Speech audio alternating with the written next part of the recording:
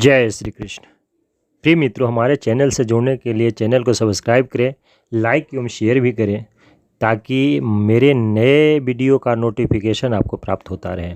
प्रिय मित्रों, अक्षय नवमी व्रत इस वर्ष 2023 में 21 नवंबर दिन मंगलवार को मनाया जाएगा। अक्षय नवमी को आंवला नवमी भी कहा जाता है। कार्तिक शुक्ल पक्ष की नवमी तिथि को अक्षय नवमी या आंवला नवमी कहा जाता है। पुराणों में वर्णित अक्षय नवमी के दिन ही द्वापर युग का प्रारंभ हुआ था, जिसमें श्री हरिविष्णु के 8वें अवतार भगवान श्री कृष्ण ने जन्म लिया था। अक्षय का अर्थ होता है जिसका कोई कभी भी क्षय न हो, अर्थात इस दिन किया गया कोई भी कार्य अक्षय फल देने वाला होता है, उसके शुभ फल में कभी कमी नहीं आती है।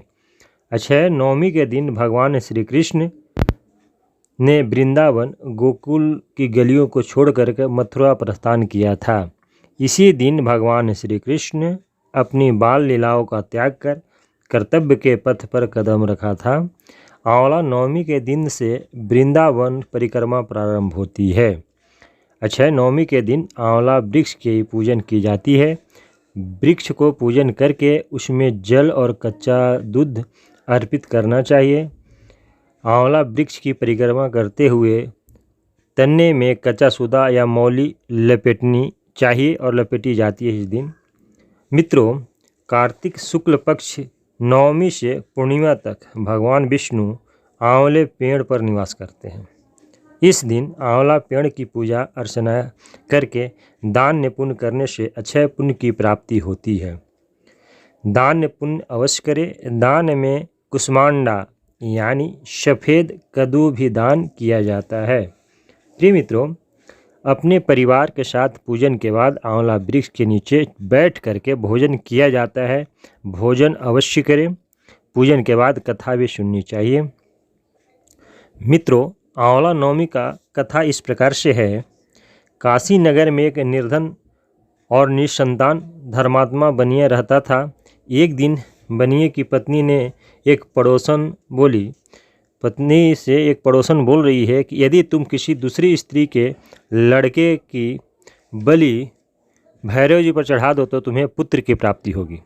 इस बात का पता बनियों को चला तो उसने इसे करने से मना कर दिया, लेकिन उसकी पत्नी नहीं मानी। एक दिन उसने एक कन्या को कुएं में गिराकर भैरव जी को उसकी बलि दे दी। इस हत्या का परिणाम उल्टा हुआ। बनिए की पत्नी के शरीर में कोढ़ हो गया और लड़की की आत्मा उसे परेशान करने लगी। बनिए के पूछने पर उसकी पत्नी ने सारी बात बता दी। बनिए ने पत्नी से कहा, ब्राह्मण वध, बालक वध और गौ हत्या पाप है।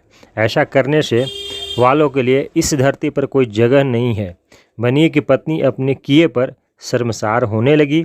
बनिए ने अपनी पत्नी से कहा कि तुम गंगा जी के शरण में जाकर भगवान का भजन करो एवं गंगा स्नान करो, तभी तुमको इस रोग से मुक्ति मिलेगी। बनिए की पत्नी गंगा जी के शरण में जाकर भगवान का भजन करने लगी। गंगा जी ने उसे कार्तिक शुक्ल पक्ष की नवमी तिथि को आंवले के पेड़ की पूजा करने की सलाह दी। गंगा जी की सलाह पर महिला ने इसी तिथि को आंवले के पेड़ की पूजन करके भगवान विष्णु का पूजन किया। वहाँ पर बैठ करके आंवला खाया, जिससे वह रोग मुक्त हो गई। आंवले के पेड़ की पूजा एवं व्रत के कारण ही बनिए की पत्नी को कुछ समय बाद संतान की ही प्राप्ति हुई।